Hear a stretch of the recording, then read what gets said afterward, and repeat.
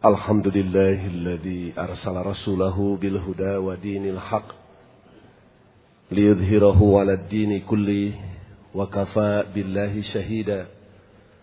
Asyhadu an la ilaha illallah wahdahu la syarikalah wa asyhadu anna Muhammadan abduhu wa rasuluhu alladzi la nabiyya ba'dah. Para jamaah yang dimuliakan Allah, seorang sahabat bernama Ismail bin Umayyah pernah datang menghadap kepada Nabi dan mengajukan sebuah permohonan. Ausini ya Rasulullah, tolong saya beri nasihat, saya beri tausiah. Nabi kemudian memberikan tausiah singkat dengan ungkapan la tusyrik billahi syai'a wa in hurrikta au nusifta, yang artinya janganlah engkau menjadi manusia musyrik, janganlah engkau melakukan perbuatan syirik, mempersekutukan Allah dengan sesuatu pun. Wa in hurrikta, walaupun kamu harus dibakar hidup-hidup. Seperti halnya Nabi Ibrahim alaihissalam dalam rangka mempertahankan akidahnya, beliau rela dibakar hidup-hidup. Hanya bedanya mungkin kalau Nabi Ibrahim dibakar hidup-hidup dengan pertolongan Allah selamat, kita belum tentu. Kalau dibakar hidup-hidup itu hangus, gosong. Au nusifta, atau badan kamu dibelah jadi dua, digergaji dari kepala sampai ke pantat. Sebuah nasihat yang singkat tapi cukup tegas dan keras, bahwa kita diperintahkan oleh Allah untuk mempertahankan akidah tauhid, akidah Islamiyah, akidah mengesahkan Allah, walaupun kita harus menghadapi resiko kematian dengan cara mengenaskan, yakni dibakar hidup-hidup atau badan dibelah jadi dua. Sekarang banyak saudara-saudara kita yang hanya karena iming-iming materi yang jumlahnya tidak seberapa, kemudian akidahnya digadaikan, murtad, keluar dari Islam, berpindah agama. Di surat Al-A'raf ayat 172, Allah menjelaskan bahwa setiap bayi yang mau lahir ke dunia oleh Allah itu sudah dimintai kesaksian. Allah bertanya, a'udzubillahi minasyaitonirrajim, alastu birabbikum, bukankah aku ini adalah Tuhan kamu? Qalu, bayi-bayi yang mau lahir, manusia-manusia yang akan dilahirkan ke dunia ini menjawab, bala syahidna. Bala itu sama dengan na'am atau aywah. Hanya kalau aywah dan na'am dalam bahasa Arab itu, dalam bahasa Inggris mungkin sama dengan yes. Kalau bala itu sama dengan of course atau certainly atau surely. Tentu saja. Syahidna, kami menjadi saksi. Kami bersaksi bahwa Engkau ya Allah adalah Tuhan kami. Untuk apa? Allah meminta kesaksian kepada setiap bayi yang mau lahir ke dunia.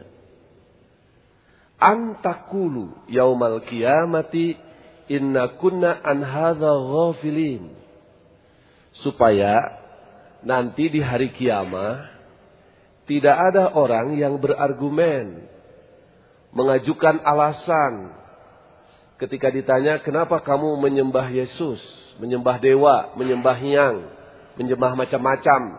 Wah, ya Allah kami tidak tahu. Tidak ada alasan seperti itu. Kenapa? Karena sejak mau lahir oleh Allah sudah dimintai kesaksian bahwa Tuhan manusia itu hanyalah Allah.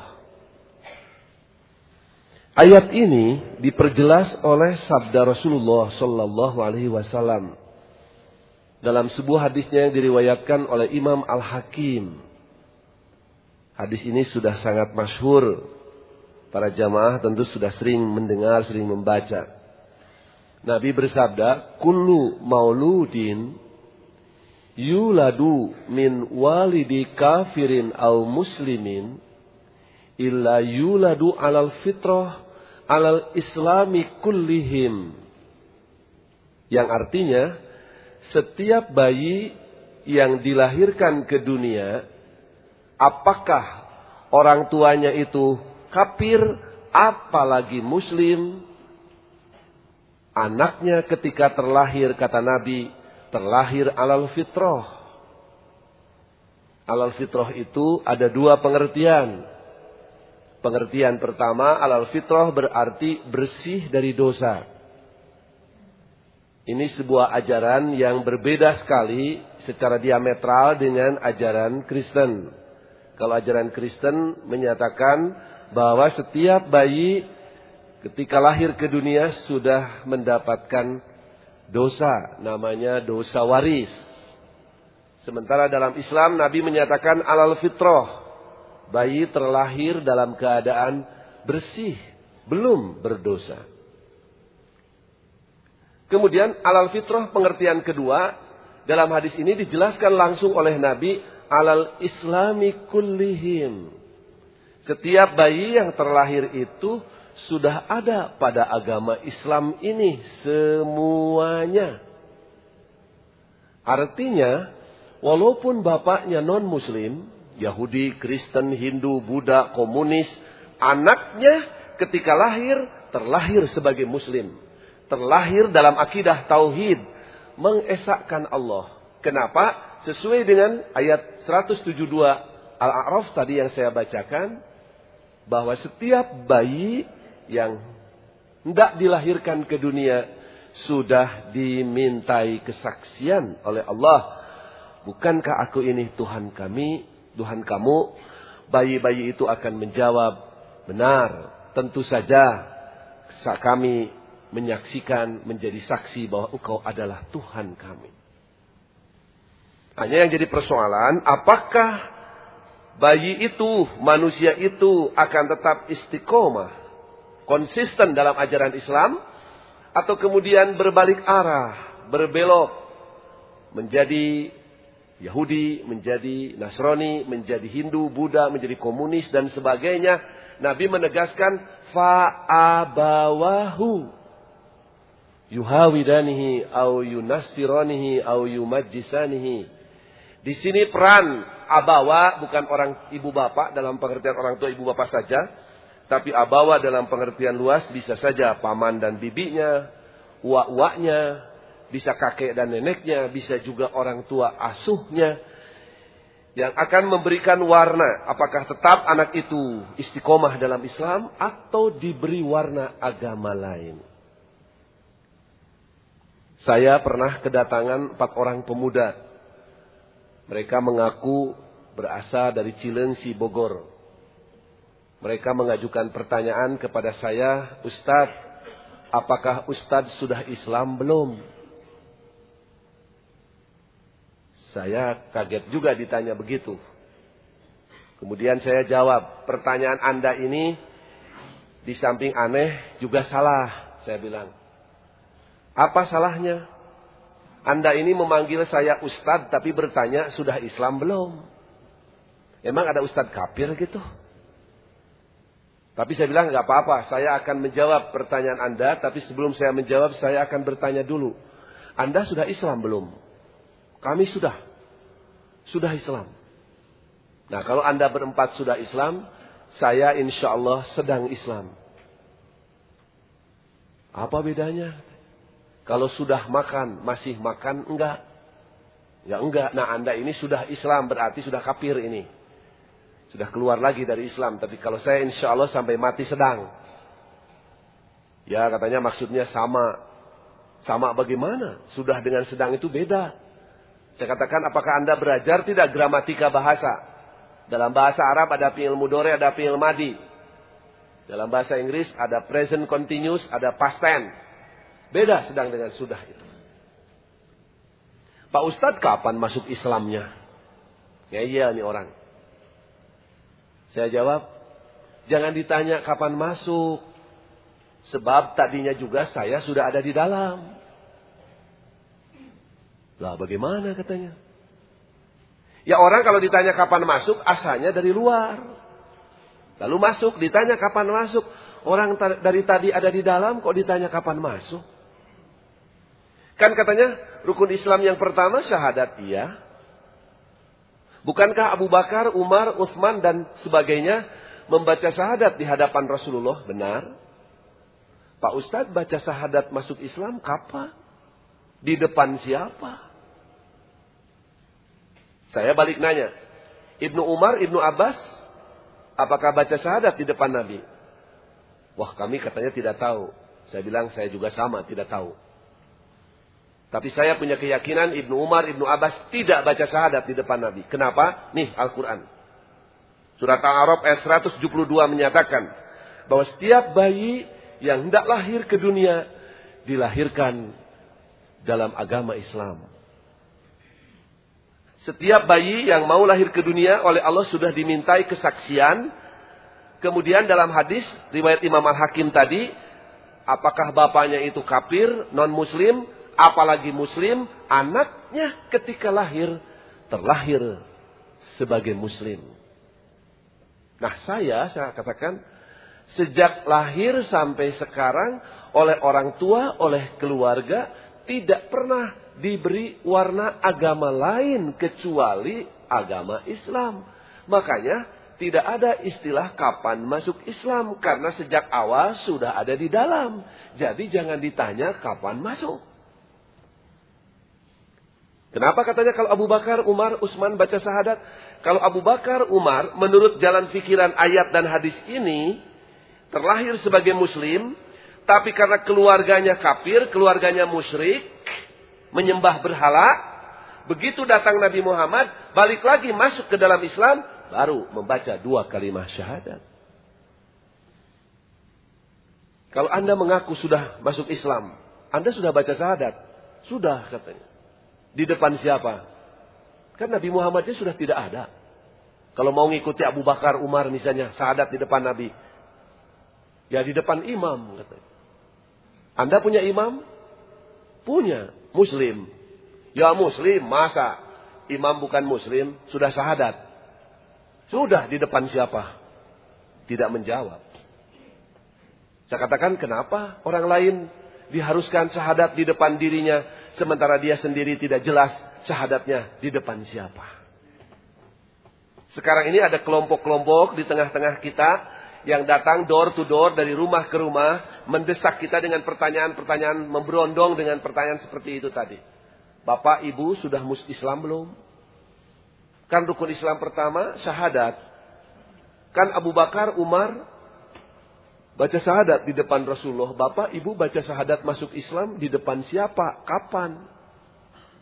Ya saya setiap sholat juga baca syahadat. Itu syahadat sholat katanya. Waktu nikah saya baca syahadat. Itu syahadat KUA.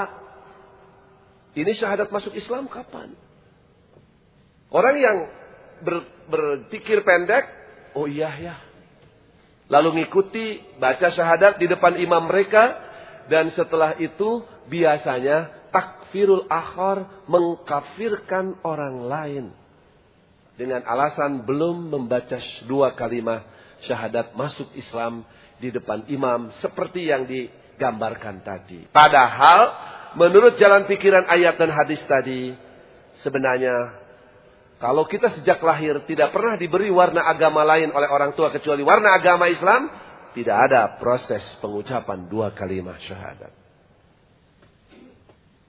Dan dari ayat dan hadis ini menunjukkan bahwa akidah inilah yang tidak boleh lepas.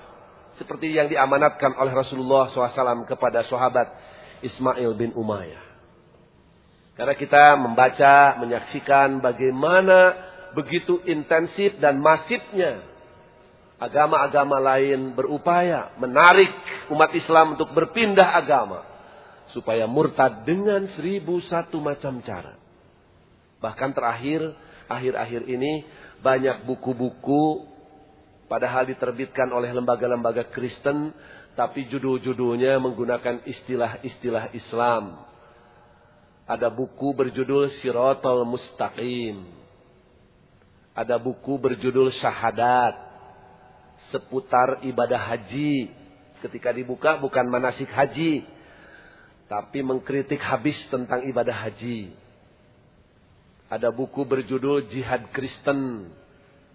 Ada buku berjudul Dakwah Ukhuwah.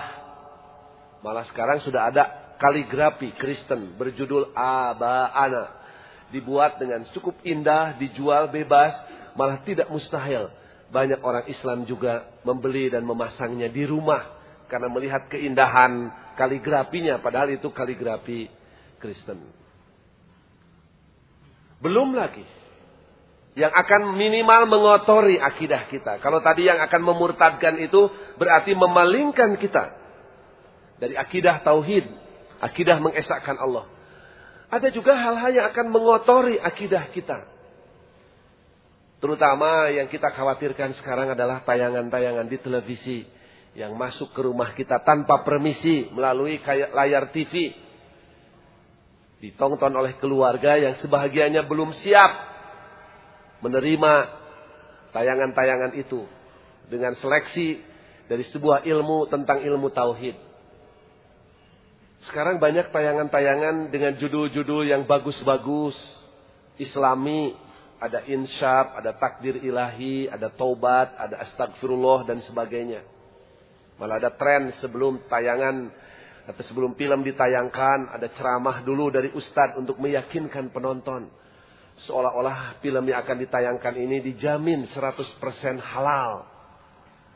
Mungkin saja nawaitunya bagus untuk mengimbangi tayangan-tayangan yang jelas-jelas berbau mistik, berbau syirik. Seperti film Di Sini Ada Setan, Si Manis Jembatan Ancol, atau Arwah Gentayangan. Nah, sekarang diberi judul-judul baru. Tapi sayang, rupanya para sutradara, para produsen film juga tidak memahami dengan betul atau memperhatikan betul nilai-nilai yang berbau syirik di dalam film-film baru itu. Masa ada orang keluar dari kuburan, gitu, keluar pakai rantai, kecerek, jalan-jalan. Dalam pikiran saya, malaikat Munkar Nakir belanja rantainya dari toko besi mana itu? Karena kalau supaya murah harus langanan itu. Ada orang mati dilangkahi kucing hidup lagi. Padahal saya baca itu di dalam buku perbandingan agama itu berasal dari agama Hyang, dari Cina. Sekarang ditayangkan di televisi, disuguhkan dalam bentuk film. Orang yang tidak bisa menyeleksi bisa menganggap itu tayangan benar.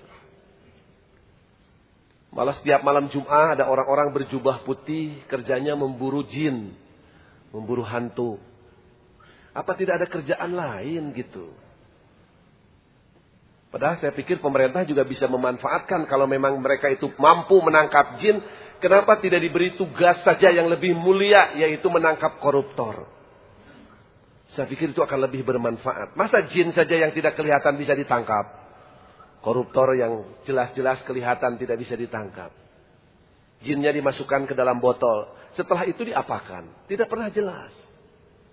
Kalau bisa memanfaatkan jin, kenapa tidak dikirim ke Irak untuk membantu warga Irak di sana? Warga Palestina begitu melawan Ariel Sharon. Kan di Quran surat Al-A'raf Allah menjelaskan bahwa jin bisa melihat kamu dari tempatnya, tapi kamu tidak bisa melihat jin. Namanya juga jin. Jin itu seakar kata dengan kata jannatun, junnatun, janinun, majnunun, jinnun. Kebun yang dipagar dalam bahasa Arab itu disebutnya jannah. Perisai yang dibawa oleh polisi anti huru hara, tameng, itu disebutnya junnah, penghalang. Bayi yang masih terhalang oleh kulit perut disebutnya janin. Orang yang otaknya terhalang oleh penyakit, majnun. Makhluk yang tidak kita kenal, jin. Jadi kalau ada tamu kita tidak kenal, itu adalah jin.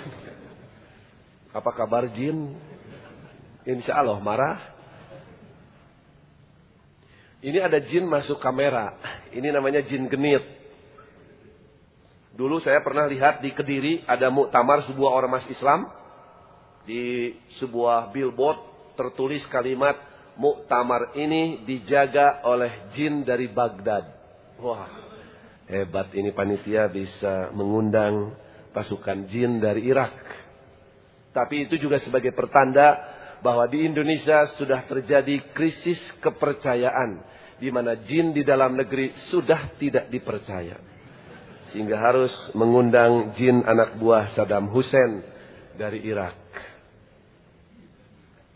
Pertanyaan berikutnya, kenapa memburu hantu itu selalu malam Jumat? Kenapa tidak dilakukan malam Minggu? Apakah jin itu hanya keluar malam Jumat? Itu juga perlu dipertanyakan. Bukankah hari Jumat itu kata Rasulullah Sallallahu Alaihi Wasallam adalah hari raya mingguan umat Islam. Jadi kalau hari Jumat hari raya kita, mestinya hari Jumat itu diagungkan. Ini malah dikotori dengan hal-hal yang berbau mistik. Apalagi sudah pakai ML-ML kliwon, sudah kuntilanak yang keluar. Ini yang saya khawatirkan bisa mengotori nilai-nilai akidah tauhid. Belum lagi sekarang yang sering dikemukakan dengan munculnya kaum Islam liberal yang mengusung teologi pluralisme agama. Yang menganggap bahwa semua agama benar. Malah terakhir saya baca di koran Jawa Pos, seorang tokoh Jil mengatakan, bagi saya, all scripture are miracles. Semua kitab suci adalah mukjizat. Jadi menurut mereka, Al-Quran itu sejajar dengan Toretnya Yahudi, Injilnya Kristen, Weda dan Bhagavad Gitanya Hindu, Tripitakanya Buddha, Susinya Konghucu, Tao Te Ching-nya, Taoisme, Darmo Gandul dan Gatolocoknya aliran kebatinan. Masa iya Quran sejajar dengan Gatolocok? Terus ada tokoh cendekiawan kita di Jakarta dalam sebuah bukunya juga mengatakan bahwa Tuhan manusia itu pada hakikatnya sama, satu. Itu juga katanya Tuhan umat Islam, Tuhan Kristen, Tuhan Hindu, Buddha. Itu hanya beda manggil saja. Orang Islam menyebutnya Allah, orang Kristen memanggilnya Allah, orang ini menyebutnya dewa, yang ini menyebutnya Hyang. Tuhannya satu yang dipanggil. Katanya ibarat bapak dipanggil oleh anak-anaknya. Yang anak ini memanggil abah, yang ini babeh, yang ini bapak, yang ini papi, yang ini pipah. Sama katanya Tuhan, bapaknya itu satu saja. Ini pluralisme agama itu arahnya ke sana. Sehingga katanya bagus kalau diadakan doa bersama. Kumpul ada kiai, ada pastor, ada pendeta, ada biksu. Walaupun dengan bahasa yang berbeda, panggilan yang tidak sama, pada hakikatnya katanya Tuhan yang dipanggilnya hanyalah satu. Makanya mereka sekarang mengajak semua penganut agama agar dunia ini damai katanya untuk melakukan passing over, wisata agama. Wisata agama itu waktu umat Islam Jumatan, Kristen, Hindu, Buddha, Konghucu ikut Jumatan. Waktu Kristen misa hari Ahad di gereja, Muslim, Hindu, Buddha, Konghucu ikut ke gereja. Supaya katanya orang Islam tuh tahu gereja itu isinya apa. Bagaimana cara ibadah di gereja. Bagaimana nikmatnya ibadah di gereja. Sehingga tidak ada semangat ingin membakar gereja. Nanti waktu umat Islam Jumatan, orang Kristen masuk ke masjid. Supaya umat Kristen juga tahu isi masjid itu apa. Bagaimana cara ibadah orang Islam itu. Kemudian tidak ada semangat ingin merusak masjid. Dan orang Kristen bisa merasakan bagaimana enaknya tidur waktu Jumatan. Nah itu yang pokok ya. Kenapa saya katakan ini berbahaya? Coba bayangkan para jemaah. Kalau semua agama dipandang sama. Katakanlah Islam dengan Kristen dianggap sama. Berarti kita sebagai Muslim tidak akan ada lagi kebanggaan sebagai seorang Muslim. Kalau diyakini agama itu sama. Nah nanti orang akan memilih agama itu kira-kira mana yang menguntungkan secara duniawi. Ketika seorang ustadz, kiai datang dakwah membagikan proposal, minta sumbangan kepada para jamaah, sementara pendeta datang dakwah membagikan sumbangan. Kira-kira menurut logika yang normal, pilih yang mana? Orang akan memilih penceramah yang datang membagikan sumbangan. Berarti pluralisme agama yang sekarang banyak diusung oleh kaum Islam liberal ini ikut memperlancar proses pemurtadan kaum muslimin. Padahal Nabi tadi sudah berpesan, wa in hurrikta au nusibta, walaupun kamu harus dibakar hidup-hidup atau dibelah dua, jangan sampai akidah tauhid ini digadaikan, dikorbankan, hilang, lenyap dari diri kita. Terakhir kita juga menyaksikan di media rame-rame soal aliran Ahmadiyah Qadian. Ketika sekelompok masyarakat menyerang pusat kegiatan Ahmadiyah di Parung Bogor beberapa waktu yang lalu.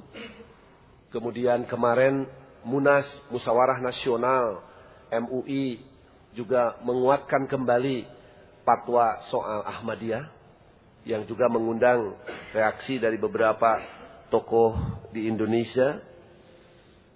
Sebenarnya soal Ahmadiyah Qadian itu bukan hanya MUI. Yang lucu lagi, sekelompok orang itu menuntut MUI agar dibubarkan, bukan Ahmadiyah. Padahal sebenarnya itu sudah diputuskan juga oleh OKI, Organisasi Konferensi Islam, pada tahun 70. Sebenarnya apa yang dinilai merupakan penyimpangan dalam akidah? Karena ini persoalannya persoalan akidah. Katakanlah kalau perbedaan antara ormas Islam, Persis, Muhammadiyah, NU, Al-Wasliyah, PUI, itu umumnya lebih persoalan-persoalan fikih. Atau yang sering disebut dengan istilah furu'uddin, cabang agama. Tapi kalau perbedaan sudah menyangkut masalah akidah, itu disebutnya perbedaan menyangkut usuluddin, pokok atau dasar agama. Perbedaan yang paling mencolok tentu saja karena Ahmadiyah Qadian ini meyakini adanya Nabi sesudah Nabi Muhammad Sallallahu Alaihi Wasallam, yang mengaku sebagai Nabi dan diyakini oleh pengikutnya sebagai Nabi adalah orang bernama Mirza Ghulam Ahmad. Mirza itu gelar bangsawan dari keturunan Moghul. Mirza ini dilahirkan di kota Qadian di wilayah Gurdaspur di India, tanggal 15 Februari tahun 1835 dan wafat tanggal 26 Mei tahun 1908. Dia mengaku, memang pengakuannya, penjelasan putra-putranya juga kontradiktif. Di satu pihak, di satu ayat, di satu keterangan mengaku keturunan Moghul sehingga bergelar Mirza. Kalau di kita Raden atau Agan, Juragan. Kemudian, tapi di lain kali mengaku dia itu sebagai keturunan dari Persia, dari Iran. Tapi di lain kesempatan dia juga mengaku keturunan Siti Fatimah, berarti satu keturunan nyambung kepada Nabi, mengaku sebagai turunan Nabi Muhammad SAW. Tahun 1889 ia mengaku menjadi Nabi, menerima wahyu. Dan tahun 1891 dia mengaku mengklaim dirinya sebagai Nabi Isa yang dijanjikan akan turun lagi ke dunia. Jadi dia mengaku sebagai Nabi setelah Muhammad. Dia juga mengaku saya ini adalah Nabi Isa yang diturunkan lagi ke dunia. Tapi untuk merangkul penganut Hindu, dia juga mengaku sebagai Batara Kresna. Nah, aneh ini. Ya, kalau Batara Kresna kan itu biasanya ada dalam cerita Asep Sunandar Sunaria. Kemudian, padahal dalam ajaran Islam dinyatakan tidak ada lagi Nabi setelah Nabi Muhammad SAW. Keyakinan kita begitu. Seperti ditegaskan oleh Allah di surat Al-Ahzab ayat 40.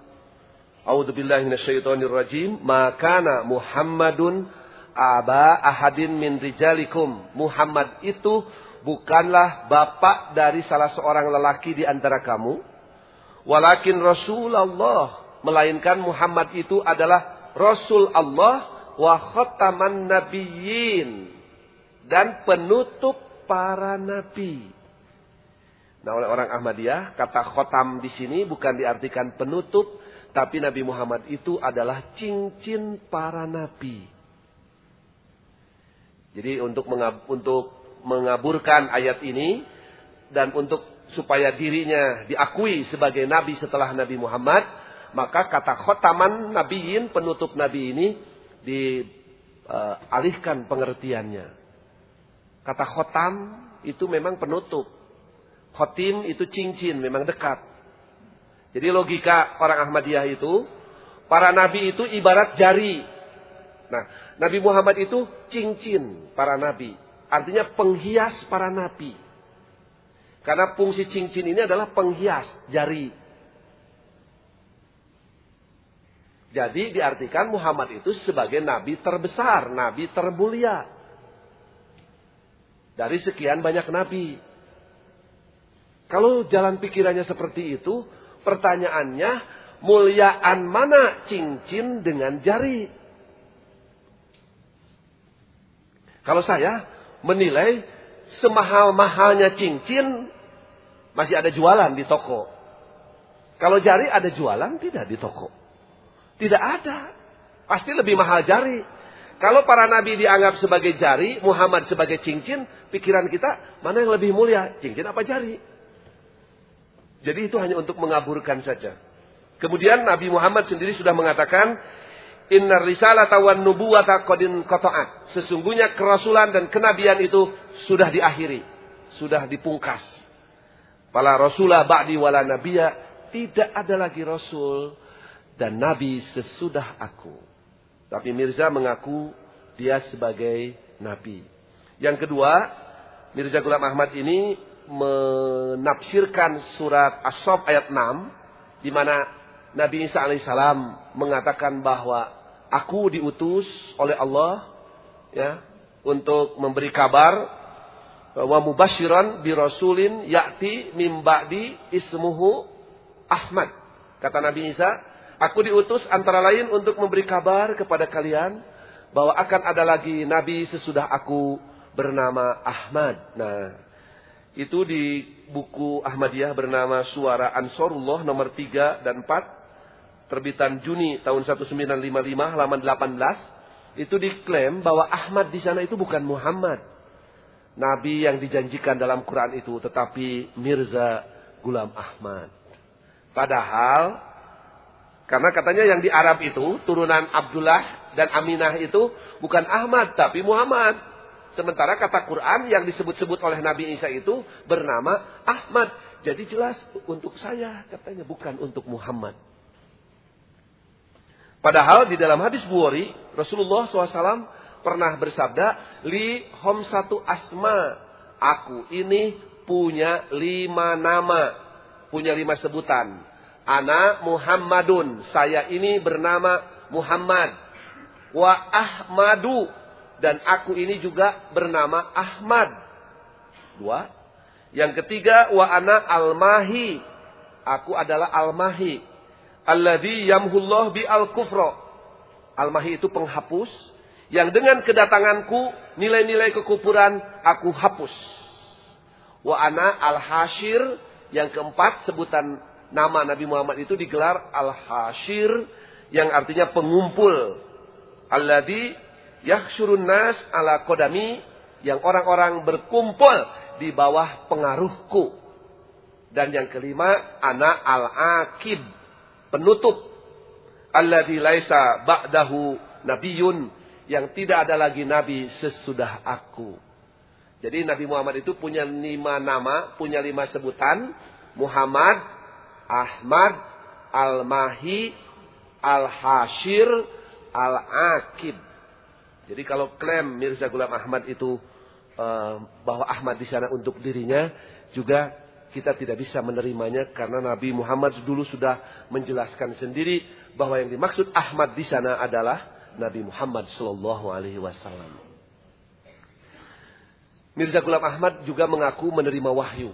Oleh sebab itu, penyimpangan kedua yang dinilai penyimpangan dalam Ahmadiyah itu, di samping mengaku ada lagi nabi setelah Nabi Muhammad, juga memiliki kitab suci sendiri, namanya kitab Tadhkiroh. Saya baca di dalam kitab Tadkiroh itu, karena memang buku itu dijual beredar terbatas di kalangan mereka saja. Di halaman 519 itu ada kalimat ayat bunyinya begini, Inna anzalnahu fi lailatul qadr anzalnahu lil masihil mau'ud. Sesungguhnya kitab Tadkiroh ini diturunkan pada Lailatul Qadar, diturunkan kepada Nabi Isa Al-Masih yang dijanjikan turun lagi ke dunia. Jadi dia mengklaim bahwa dirinya sebagai Nabi Isa. Terus di halaman 637 kalimatnya hampir sama, Inna anzalnahu qoriban minal qodian. Kitab Tadkiroh ini diturunkan oleh Allah di sebuah tempat dekat kota Qodian. Sekarang masuk wilayah Pakistan. Yang aneh, Mirza Ghulam Ahmad itu kelahiran India. Tapi kitab sucinya, Tadkiroh itu yang konon diterima di dekat kota Qodian, menggunakan bahasa Arab. Padahal kalau diukur oleh Al-Quran surat Ibrahim ayat 4, wa ma arsalna min rasulin illa bilisani qaumihi. Kami tidak pernah, kata Allah, mengutus seorang nabi pun kecuali bahasa wahyu yang dipakainya adalah bahasa masyarakat yang didatanginya. Kenapa Quran bahasa Arab? Karena Nabi Muhammad diturunkan di tengah bangsa Arab. Kalaulah Nabi Muhammad dulu lahir di Gasibu, Quran bahasa apa? Bahasa Sunda. Tidak ada kongres di Subang lagi. Ya, kongres bahasa Sunda. Jadi, kenapa ini Mirza Ghulam Ahmad mengaku menerima wahyu dari Allah, padahal dia orang India, tapi wahyunya bahasa Arab. Mestinya bahasa Urdu. Sama dengan Nyonya Lia Aminuddin di Jakarta, yang membawa agama baru, namanya agama Salamullah. Dia mengaku tahun 79 bertemu dengan malaikat Jibril entah di mana. Ada kumpulan wahyuna namanya Al-Hiro. Ketika dibuka-buka, bahasa Arab juga. Nah ini keanehan-keanehan. Kalau benar Lia Aminuddin bertemu malaikat Jibril dan menerima wahyu, bukan bahasa Arab menurut surat Ibrahim tadi. Tapi mestinya bahasa Sidul. Atau bahasa Simandra gitu. Bahasa Betawi. Kemudian di samping punya kitab suci sendiri, juga punya kota suci sendiri, yaitu kota suci Qodian dan Robwah. Kalau kita punya kota suci Mekah dan Madinah, orang Ahmadiyah itu kota sucinya adalah Qodian dan Robwah di Pakistan. Malah dalam sebuah bukunya yang berjudul Hakikatul Wahyi, dinyatakan barang siapa yang ibadah haji ke Mekah tapi tidak berziarah ke kota Qodian dan Robwah, tidak sah atau tidak sempurna hajinya.